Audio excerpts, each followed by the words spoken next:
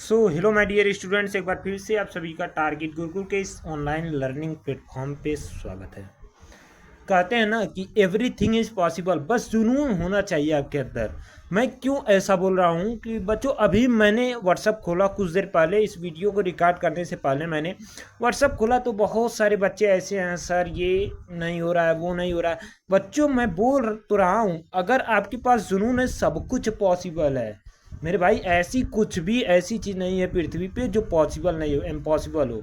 हर चीज़ possible, बस जुनून होना चाहिए आपको, उस चीज़ की भूख होनी चाहिए। ठीक है, भूख मिटाने के लिए आदमी कुछ भी कर सकता है, तो आप अपने मंजिल को पाने के लिए आप कुछ भी कर सकते हैं। ठीक है, तो फिलहाल देखिए, आज के इस लेक्चर में हम बात करेंगे आपके एग्जाम के आधारित प्रश्न। मीन्स अगर देखा जाए तो किस किस तरह के क्वेश्चन आपके एग्जाम में पूछे जाते हैं, वो सभी चीज़ें इस वीडियो में हम चर्चा करेंगे। ऐसे बच्चे जो हमारे व्हाट्सएप ग्रुप को नहीं ज्वाइन किए हैं, व्हाट्सएप ग्रुप को ज्वाइन कर लेना, आपको टाइम टू टाइम अपडेट मिलती रहेगी। साथ ही साथ क्लास का नोटिफिकेशन आपको पहले ही दे दिया जाता है, ठीक है, उस ग्रुप में। और आपको कोई भी दिक्कत होती है, आपको लगता है ये क्वेश्चन नहीं आ रहा है हमें, तो आप बिल्कुल बिना किसी झिझक के आप फोटो खींचिए, फोटो खींच के आप दे दीजिए, हम सलूशन दे देंगे। ठीक है, बाकी कोई भी डाउट होता है तो टारगेट गुरुकुल का मोबाइल एप्लीकेशन आप डाउनलोड करिए, वहाँ से आपको हेल्प का ऑप्शन मिल जाएगा, वहाँ से जो है आपकी पूरी समस्याओं का समाधान हो जाएगा। ठीक है, और बाकी आप हमसे जुड़ना चाहते हैं संघर्ष बैच के माध्यम से तो जुड़ सकते हैं। उसके लिए भी क्या करना होगा, आपको पेड कोर्सेज में जाना होगा, किसमें, टारगेट गुरुकुल मोबाइल एप्लीकेशन पे। ठीक है, तो फिलहाल हम लोग आज के इस लेक्चर को स्टार्ट करते हैं। देखो, ये लेक्चर आपके लिए बहुत ही इंपॉर्टेंट है। क्यों इंपॉर्टेंट है? कि आपके उसी एग्जाम के आधार पे ये जो है क्वेश्चन डिजाइन किए गए हैं।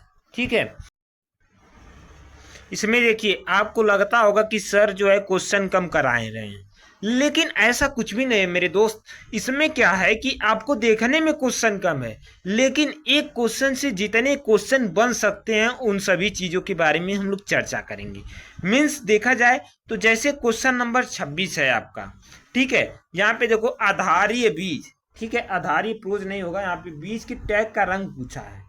ठीक है, यहाँ पे केवल आपको आधारीय बीज का पूछा है, तो हम यहाँ पे सभी बीजों के बारे में बताएंगे। सभी जो सीड होते हैं उनके टैग का रंग कैसा होता है, मीन्स यहाँ पे जो भी आपका टैग बन रहा है वो सभी चीज़ें हम लोग देख लेंगे। ठीक है, यहाँ पे मैं बात करता हूँ ब्रीडर सीड। सबसे पहले हम बात करते हैं ब्रीडर सीड की। तो ब्रीडर सीड का मीन्स देखा जाए तो ब्रीडर सीड का जो टैग का रंग होता है वो किस तरह का होता है, तो गोल्डन पीला होता है, मीन्स गोल्डन येलो देखने को मिलता है। कैसे मिलता है? गोल्डन येलो देखने को मिलता है। ठीक है, वहीं पे फाउंडेशन सीट की अगर मैं बात करूं तो फाउंडेशन सीट का कैसा टैग होता है? वाइट कलर का होता है। ठीक है, रजिस्टर्ड सीट की बात करें तो वहीं पर्पल कलर का होता है। कैसा होता है बच्चों? पर्पल कलर का होता है। मीन्स अब देखें सर्टिफाइड सीट का अगर हम लोग देखें तो वो ब्लू कलर का होता है। कैसा होता है? ब्लू कलर का। ठीक है, तो यहाँ पे जितने पॉसिबल थे क्वेश्चन बनने के लिए वहाँ पे हमने बात कर ली है। ठीक है, तो फिलहाल इसमें अगर मैं बात करूँ किसका, आधारीय बीज, मीन्स यहाँ पे आधारीय बीज का जो है टैग का रंग क्या हो जाता है? वाइट होता है। क्या होता है बच्चों? वाइट होता है। मीन्स देखो, यहाँ पे जितने भी क्वेश्चन आपसे बन रहे थे मतलब सीट से, यहाँ पे हमने कवर कर दिया है। ठीक है, नेक्स्ट अपन बात करते हैं किसके बारे में, तो बात करते हैं 27 नंबर क्वेश्चन का रहा है कि पहला MS स्वामीनाथन अवार्ड किसको दिया गया। मतलब देखो, एक अवार्ड दिया जाता है, कैसा दिया जाता है? MS स्वामीनाथन नाम से एक अवार्ड दिया जाता है। ठीक है, वो ऐसे कौन से पर्सन थे जिन्हें क्या किया गया? MS स्वामीनाथन अवार्ड दिया गया। तो यहाँ पे मैं करेक्ट आंसर की बात करूंगा, RBL भारद्वाज। ठीक है, क्वेश्चन नंबर ऑप्शन नंबर 2 हो जाएगा। तो RBL भारद्वाज की अगर मैं बात करूं बच्चों, तो RBL भारद्वाज जो थे, 6 सिंचाई, यानी जो गेहूं में हम लोग 6 सिंचाई क्रिटिकल स्टेजेज पे करते हैं, उसकी खोज कौन किया था? तो RBL भारद्वाज ने किया था। इसलिए करेक्ट ऑप्शन क्या हो जाएगा? ऑप्शन नंबर 2 हो जाएगा। RBL भारद्वाज के बारे में आप लोग इतना जान लिया। वर्गीज कुरियन के बारे में आप लोग जानते हैं, फादर ऑफ व्हाइट रिवोल्यूशन, यानी दुग्ध क्रांति के जो जनक कहे जाते हैं वो कौन है? वर्गीज कुरियन कहे जाते हैं। ठीक है, नेक्स्ट बात करते हैं, कह रहा है कि खाद्यान्नों की रानी किस फसल को कहा जाता है। ठीक है, यहाँ पे मैं बात करना चाहूंगा, पहले मैं बात करूंगा किसका? अनाजों के राजा की। ठीक है, किसका बात करूंगा? अनाजों के राजा की मैं अगर बात करूंगा तो किसे बोला जाता है, वीट को, ठीक है। अनाजों का राजा किसको बोलते हैं हम लोग, गेहूं को बोलते हैं या फिर वीट को बोलते हैं, ठीक है। नेक्स्ट अगर बात करें तो रानी की, अगर मैं बात करूं अनाजों की रानी की, तो वो किसको बोलते हैं, मक्का को बोलते हैं। किसको बोलते हैं बच्चों, मक्का को बोलते हैं, ठीक है। अब अगर मैं बात करूं मोटे अनाजों का राजा कौन है, तो वो कौन होता है, ज्वार होता है। क्या होता है बच्चों, क्या होता है, ज्वार होता है। मोटे अनाजों का राजा कौन होता है, ज्वार होता है। अब दलहनों के राजा की बात करूं तो वो कौन होता है, चना होता है। कौन होता है, चना होता है। और अगर मैं दलहनों की रानी की बात करूं तो कौन हो जाएगा, मटर हो जाएगा, ठीक है। यहाँ से आपके सभी क्वेश्चन सभी डाउट जो है क्लियर हो चुके होंगे कि जो भी जो स्पेशल नाम है, कैरेक्टर दिए गए हैं, जो स्पेशल नेम दिए गए हैं, उपनेम दिए गए हैं, तो वो सभी क्लियर हो चुके होंगे। तो इस क्वेश्चन का आंसर क्या आपके सामने आ जाएगा, मेज आ जाएगा, ठीक है। क्या आ जाएगा, मेज आ जाएगा, ठीक है। यहाँ पे देखो रानी पूछा गया है तो मेज हो जाएगा, ठीक। ऑप्शन नंबर सी इसका करेक्ट आंसर हो जाएगा। नेक्स्ट अपन बात करते हैं, कह रहा है कि संकर मक्का की बीज दर कितनी होती है। संकर मक्का की बीज दर की अगर मैं बात करूं तो संकर मक्के की बीज दर कितनी होती है, तो 40 से 45 किलो देखने को मिलती है, ठीक है। इसलिए जो है आपका ऑप्शन बी सही हो जाएगा, 40 से 45 किलोग्राम, ठीक है। यहाँ पे मैं बात करता हूँ, सॉरी, ये 40 से 45 किलोग्राम चारे के लिए, ध्यान दीजिएगा, उल्टा हो गया। ये चारे के लिए 40 से 45 किलोग्राम है। और वहीं पे मैं बात करूं तो 20 से 25 किलोग्राम जो है ये क्या हो जाएगा, आपका संकर मक्का का बीज दर हो जाएगा। और 18 से 20 किलोग्राम संकुल मक्का का जो है बीज दर हो जाएगा, ठीक है। तो इसका जो करेक्ट आंसर हो जाएगा 20 से 25 किलोग्राम, ठीक है। नेक्स्ट बात करते हैं अपन, करा कि सबसे अधिक जल उपयोग क्षमता किसकी होती है, वाटर यूज इफिशियंसी जो है अधिक पूछा गया है इसमें से, तो इसमें से किसकी होगी, तो वो नागफनी की होती है, ठीक है। सबसे ज़्यादा वाटर को मतलब यूज इफिशियंसी किसकी होती है, तो वो नागफनी को देखने को मिलता है। यहाँ पे कैक्टस होगा, ठीक है। तो नागफनी इसका करेक्ट आंसर हो जाएगा, कैक्टस होगा, यहाँ पे इंग्लिश गलत है, ठीक है। नेक्स्ट बात करते हैं, कह रहा है कि सोयाबीन का जन्म स्थान कहाँ है, ओरिजिन प्लेस पूछा जा रहा है सोयाबीन का। तो सोयाबीन की ओरिजिन प्लेस की मैं बात करूं तो कहाँ है, चीन में, ठीक है। कहाँ है बच्चों, चाइना में। वहीं मैक्सिको की अगर मैं बात करूं, यम से मैक्सिको, यम से मेज, ठीक है। तो मेज का उत्पत्ति स्थान कहाँ है, मैक्सिको में, ठीक है।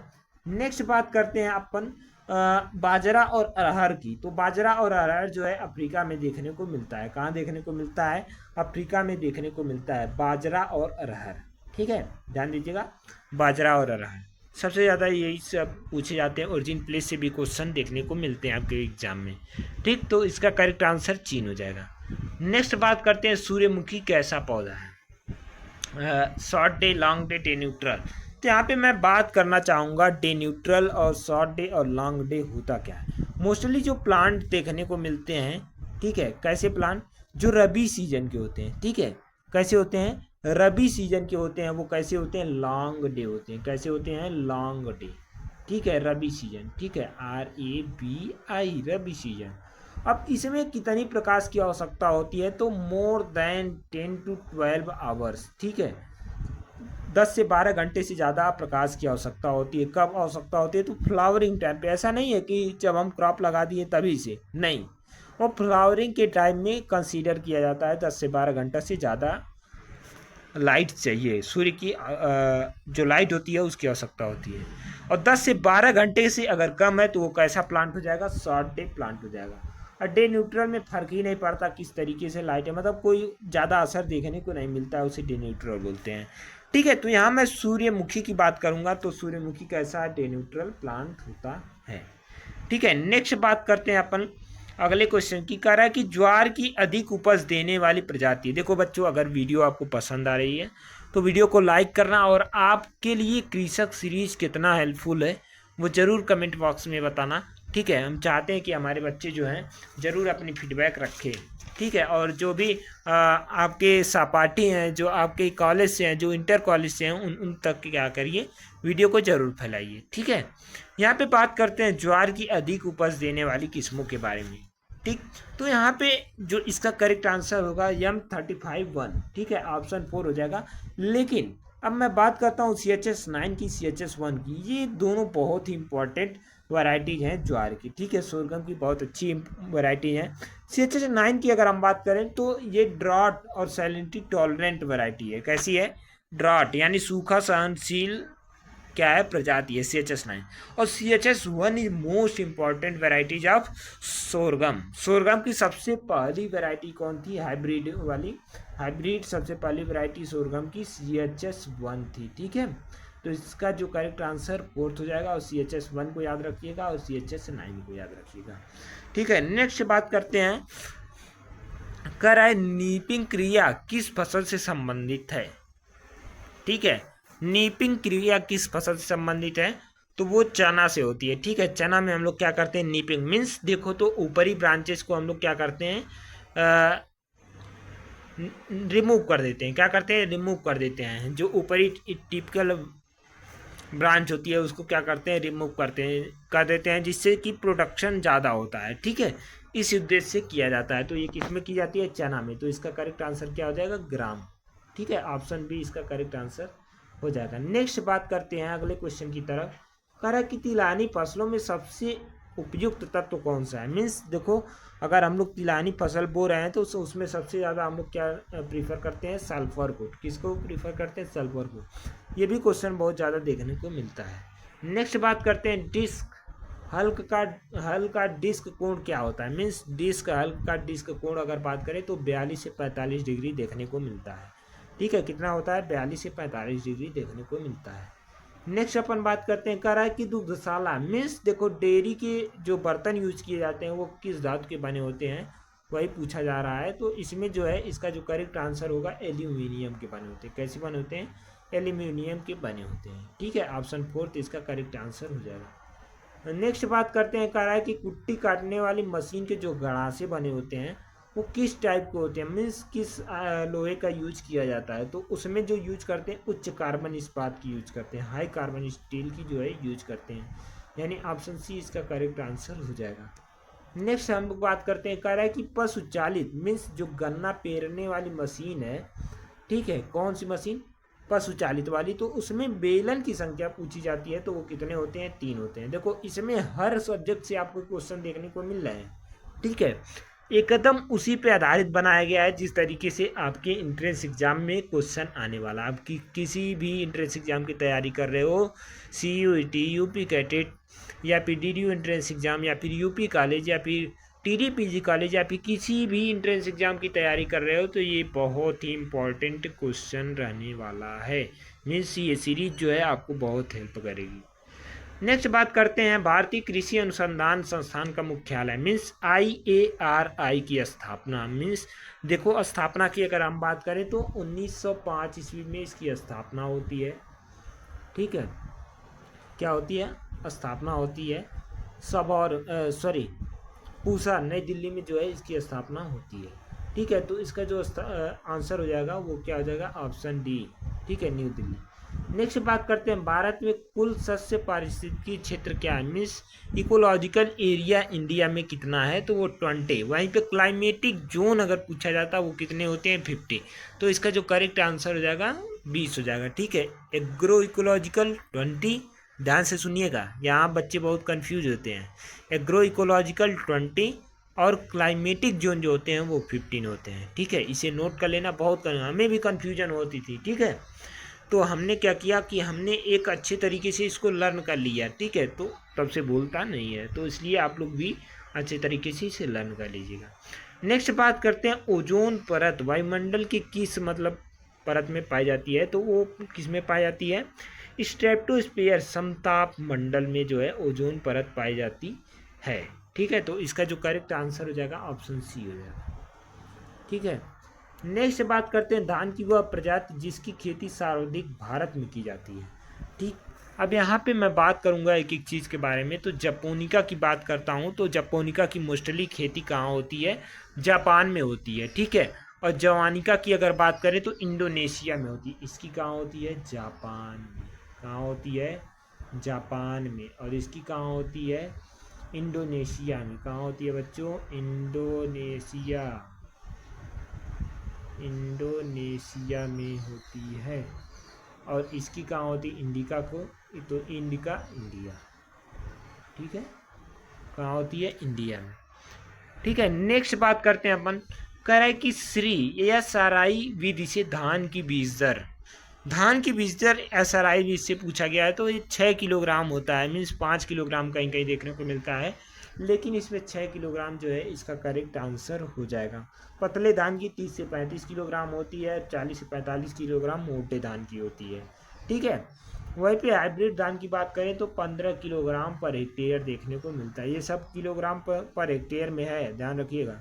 ठीक है, तो इस तरीके से जो है आपके सीड रेट समाप्त होते हैं। ठीक है, यहाँ पे सीड रेट इसका जो करेक्ट आंसर हो जाएगा वो 6 किलोग्राम होगा सीड रेट। ठीक है, अगली क्वेश्चन के बारे में बात करते हैं, बंगाल फेमाइन धान में किस रोग की वजह से आई थी, मीन्स जो बंगाल फेमाइन आई थी धान में वो किस रोग की वजह से देखने को मिली थी। तो बंगाल फेमाइन की अगर मैं बात करूं तो ये आपके ब्राउन स्पॉट डिजीज से हुई थी। किससे हुई थी, अब देखो इसका कॉजल ऑर्गेनिज्म बताना है कि ये किसके कारण जो है ये रोग फैलता है। आपको कहाँ बताना है, कमेंट में कमेंट करके बताना है। ठीक है, नेक्स्ट हम लोग बात करते हैं, लास्ट क्वेश्चन की बात करते हैं, कह रहा है कि pollination by insect is called, means pollination जो इंसेक्ट में होता है वो किसके कारण होता है, मीन्स इंसेक्ट के द्वारा जो पॉलिनेशन होता है वो उसे हम लोग क्या बोलते हैं। ठीक है, यहाँ पे अनिर्थोफिली की अगर मैं बात करूँ तो ये बर्ड्स के द्वारा होता है, किसके द्वारा, बर्ड्स के द्वारा होता है। ठीक है, उसे क्या बोलते हैं, अनिर्थोफिली। एनिमोफिली की अगर बात करें तो एनिमोफिली में एयर के द्वारा होता है, किसके कारण द्वारा होता है, एयर के द्वारा। हाइड्रोफिली में बात करें तो किसके कारण होता है, ये वाटर के द्वारा होता है। ठीक है, तो यहाँ पे इसका करेक्ट आंसर क्या होगा, इसका जो करेक्ट आंसर हो जाएगा